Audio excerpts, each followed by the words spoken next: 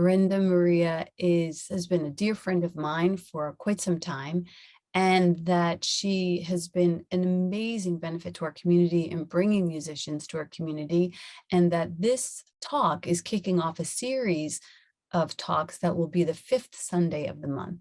So every 5th Sunday, we will have an international speaker brought to us, curated by BrendaMaria, and she's going to start off the series today. So I'm super excited about the ways that we continue to ebb and flow and create and collaborate together with our amazing sister BrendaMaria. So I'm looking forward to this great talk. So I'll pass it to you. I too, I am so grateful, to be part of this community and to get this opportunity to do something that I have longed to do and felt called to do.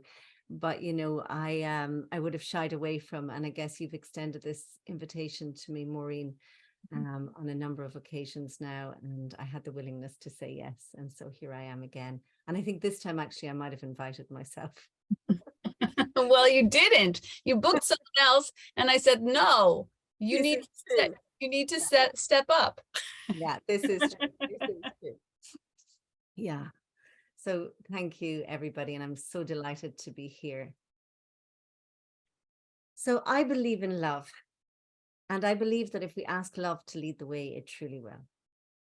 Similarly, I believe in the mystery. And so I know that I may not understand all the guidance that I receive.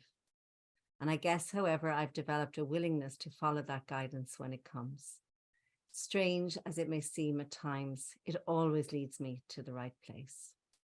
This, of course, requires a listening and an asking of questions, a curiosity, and a willingness to go to places that one might not ordinarily go to. A wise woman who is here today once said, willingness is the threshold to wisdom. I took that from Maureen the other day on a call.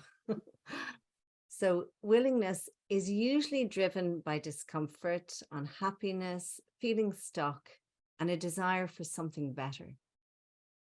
So the first aspect of willingness is being willing to take a look, to acknowledge things could be better. And then if you're willing to look at your discomfort, the next invitation is a willingness to ask for help, for guidance, or for direction.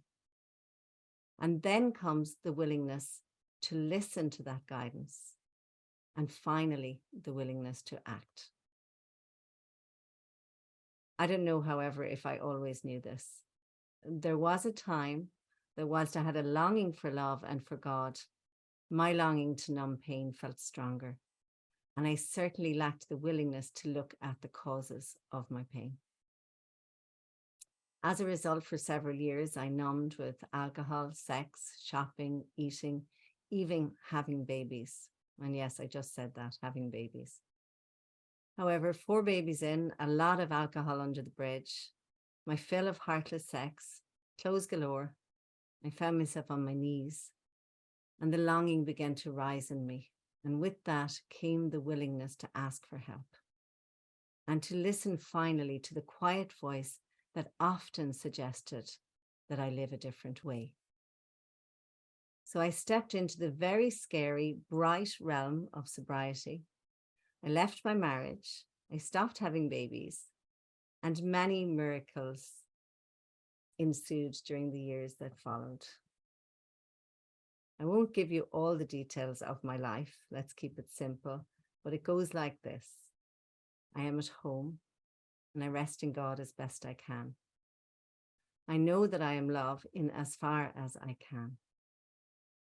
Now God is wise beyond words and knows that I'm holding back in the hugging department. I lightly lean and I wonder when the hug will end. I feel a little uncomfortable. And God knows, yes, she does, that it's time to go walk about into the shadows of the past. Time to get curious and check out some of those blocks to all the love she is offering. After all, it's free and it's blissful. So here's what I like to believe. Our beautiful source, whose love knows no bounds, gently lifts me off her knee, pats me on the derriere and says, go on now, off you go. There's more to be healed and revealed. And when you come back, you will melt even deeper into my heart. But she does not leave me off alone to explore the corridors of pain, of anger, of sadness, or madness. She lets me take the love fairy with me. She bids me well, for in truth, we're not actually parting. She whispers, just follow the love fairy, and she'll bring you to all the places you need to go, and then back home. And here's the willingness piece, because the longing and the ache are there. I am willing to follow the love fairy. Did I tell you that this is scary to the you you think you are, because you've no idea where she's going to take you. A Course in Miracles tells us that the Holy Spirit, aka the love fairy, mediates between illusions and truth. If you knew how God yearns for you to recognize your sinlessness, my apologies, I'm having a little technical difficulty here. A Course in Miracles tells us that the Holy Spirit, aka the love fairy, mediates between illusions and truth. If you knew but how God yearns for you to recognize your sinlessness, you would not let her voice appeal in vain, nor turn away from her replacement for the fearful images and dreams you made. The Holy Spirit understands the means you made, by which you would attain what is forever unattainable. And if you offer them to her, she will employ the means you made for exile to restore your mind to where it is truly at home. The latest walkabout my love fairy took me on began about 5 years ago. These are long freaking walks, mostly because I take breaks along the way. I stall for a bit when the going gets tough. The first thing the love fairy usually does is to point out a few problems in my life.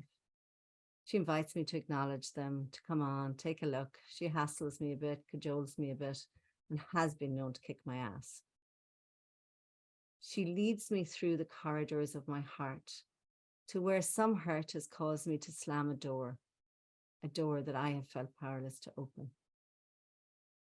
On this walkabout, she pointed out a whooping problem. Lo and behold, it's a fear of intimacy, an inability to surrender completely to love. This is cunningly disguised as menopause. Before that, it was managed by unconscious sex, sometimes disassociation.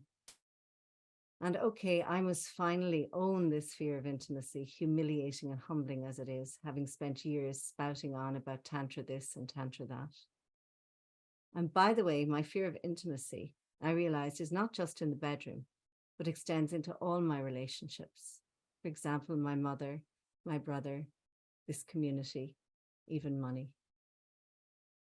The eager love fairy, now knowing that I'm recognizing my problem, whispers, "Are you willing to open your heart?"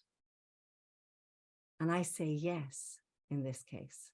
I said a yes coupled with an unspoken desire to say, "But please be gentle with me." She heard that too, because for 3 years, I faffed about with therapists and healing sessions that she took me to. Not all a waste of time, preparatory work perhaps for what was to come. The exploring was helpful and somewhat hopeful, but never quite got me there. I would still slip back into self-pity, projection, blame, and my very favorite, confusion. I did listen to the fairy whispers, and I did follow her divine guidance. And I now realize that one's level of willingness sets the tone and the quality and the pace of lifting illusions. But let's not judge that, however, because we all know that everything happens perfectly. So after a few years of slow pace, the love fairy and I had a heart-to-heart. I told her that I was ready to speed things up. Matters started to heat up when she introduced me to her friend Mama Cacao and her other friend, the goddess River Shannon. I drank velvety cacao and felt tingles in my heart. I surrendered to the cold, icy water of the Shannon, and my body felt alive and kicking. And there was a move towards intimacy, but I was still feeling blocked and fearful, however braver. Now, when you're really ready to know God intimately and to claim your holy, glorious birthright and to express your wild, sweet nature, you've got to say to that love fairy in no uncertain terms, okay, bring it on. And when I did this, the bright fairy whirled and twirled like Tinkerbell, whooped and said, fuck yeah, buckle up. This manifested in me as a pull towards plant medicine. I want to make it very clear at this point that I am not here to advocate for plant medicine. I am here to advocate for letting love lead the way, because it knows what is the best way for you to reveal and heal your blocks to knowing joy, love, and freedom. And at this point, my love fairy knew that this was going to be a big journey and a way to take me home to where I could fully receive God's embrace. The love fairy guided me towards the perfect people to work with, and I was no doubt that I was being divinely led. The first two experiences that I had with plant medicine were light and joyful and peaceful. I was knowing myself as love and knowing all others as love and feeling very grateful. The experiences led to small, easeful changes in my awareness. And it would be fair to say that there were also invitations to change that were easily avoidable or lacked urgency. In other words, I didn't respond with any level of gusto. And at the end of my second experience, I heard a woman's name mentioned in conversation. It felt like a magnet. I asked, who is this woman? What does she do? I was told there were a waiting list to attend her ceremonies, aptly named Women's Work or Their Work. I was also told that I would have to be referred or recommended. I was enthralled and determined to get into this mysterious inner sanctum. I was also told that she used very powerful medicine, and the work was not for the faint-hearted. By the way, the woman's name is Grania, an Irish name meaning love. My radiant and enthusiastic love fairy set the wheels in motion, and in time I got an invitation for May. It was now November. Being a fire sign, I hated that I had to wait, but I used it as an opportunity to learn patience. I put the date in my diary and I got on with my life. As we know, miracles are natural, and miraculously, I got an email from Grania, aka Love, informing me that there was a cancellation for a place on February the 3rd, and it was mine if I wanted. I believe in divine timing, and so it was a resounding yes. February the 3rd came, and I headed off full of enthusiasm, with expectations of delightful spiritual experiences. I was a long-standing Ram Dass fan, and truth be told, I had notions of flower power style enlightenment at the other side of this experience. Nothing could have prepared me for the 2-day horror show that ensued. I entered into places in my mind that were terrifying, dark, suffocating. And when in my hallucinations it became too much, I would pray. I would use ACIM lessons. I would try to use anything to get out of the terror. I heard my own voice mocking, you have to go through the crucifixion to get to the resurrection. I heard time is up on all your bullshit. I heard laughter as I again called on something to cling to. A voice ringing in my ears. No, that won't work. The only way is through. But I couldn't figure out how to get through. It was hours and hours of terror. At the end of day 1, as the medicine wore off, I tried to sleep and to find some peace, but there was none. Day 2 dawned. I considered leaving the ceremony. But had I learned anything, gained anything? I checked in with the beautiful women around me. They all assured me that day 2 would be easier. I believed it had to be, and surely I would get through to whatever was on the other side of my nightmare. So I surrendered into day 2. 10 minutes into the medicine, I found myself in an even worse place. I couldn't breathe. I was paralyzed. Then I was screaming. It wasn't pretty, and it went on and on and on. In the midst of the madness, there were subliminal messages, and one was if I wanted to know love, I had to go to the white horses. Whilst in this medicine experience, I had no sense of knowing that I would ever see light again. I was literally plunged into darkness.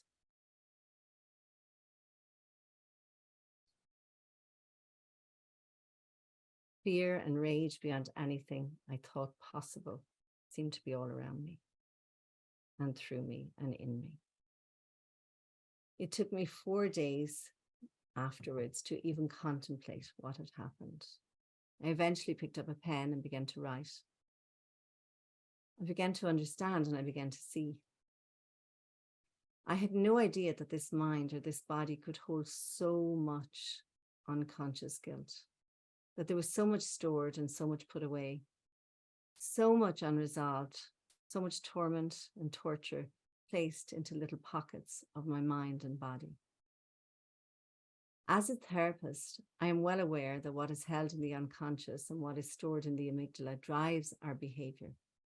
And as a student of A Course in Miracles, I am well aware that miracles are seen in light. Everything is resolved by being seen in the light, by forgiveness and Christ's vision. John O'Donoghue says that when you attend to the way the dawn comes, you learn how light can coax the dark.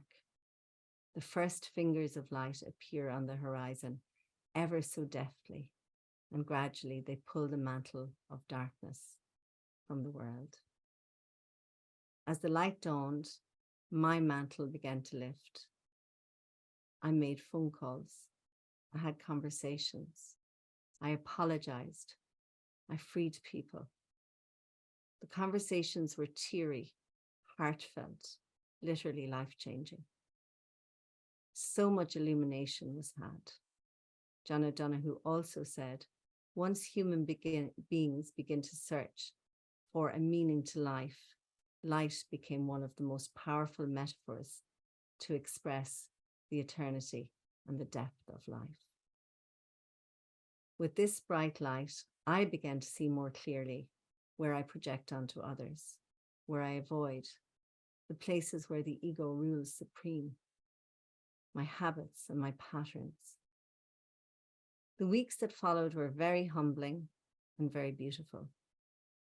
I followed the guidance I received in the ceremony, and I went to see my friends' wild white horses who run freely and have no tack. I entered their space nervously and lay vulnerable on the earth as they walked around me. They showed me only tenderness and presence. They whispered, "It's okay to trust." My daughter Vicky moved home. Divine timing. A daughter whose pain as a child I found very difficult to meet. When they were small, her sister Anna, just 2 years her senior, stepped in and met Vicky in all the ways that I could not. Anna means grace of God. I rang Anna shortly after my experience and acknowledged the role that I only now recognized she had played, and I said, "I free you." She wept and wept and wept and said, "Thank you so much." Vicky and I currently spend time together every day, and I can meet her fully. Believe it or not, I was willing to open more doors and follow my love fairy into another ceremony, and once more I was plunged into darkness.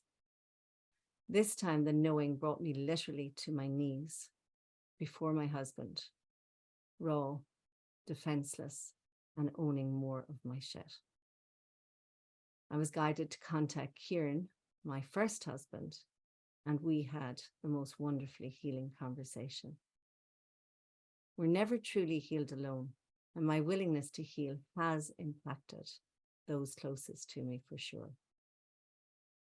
I was talking to someone the other day about Jesus, and I became aware that I don't chat to him as often as I used to. And as I lay in bed that night, bum to bum with my husband, about to go to sleep, I said to Jesus, I really do want to get to know you. And clear as a bell, I heard a voice say, if you want to know me, then turn around to the man beside you. I cannot even begin to tell you all the other miracles that I have known in the past few months, all because of willingness. The path or the route isn't what's important. It is the listening, the not shirking back, the boldly and bravely stepping into the unknown. The good news is that you are in charge. There are no mistakes. You set the pace. You say yes when you're ready. Your love fairy will choose the best way for you to know the love that you be. I know that I got what I needed in the way that I needed it. No other way had worked for me. Just yesterday, grace opened the opportunity for me to hold space, whilst 9 women surrendered to the Holy Spirit within them. They lay on sheepskins and were held in sisterly love. They came to meet their blocks to intimacy, to heal their wounds, to practice love and forgiveness through sacred body work. The medicine yesterday was in our touch and loving presence to one another. One yes to love leads to another and another, until the day comes when it's one big orgasmic yes, and all our illusions will collapse and all dreams of separation will end. I will leave you with this. Wherever you are in terms of feeling stuck, don't worry. Don't judge it. Get curious, get tender with yourself, and above all, be willing to ask for help. Then listen, and then, however tentatively, act on love's guidance. And guess what? Even if you don't, love will provide another opportunity and another, because you are worth it.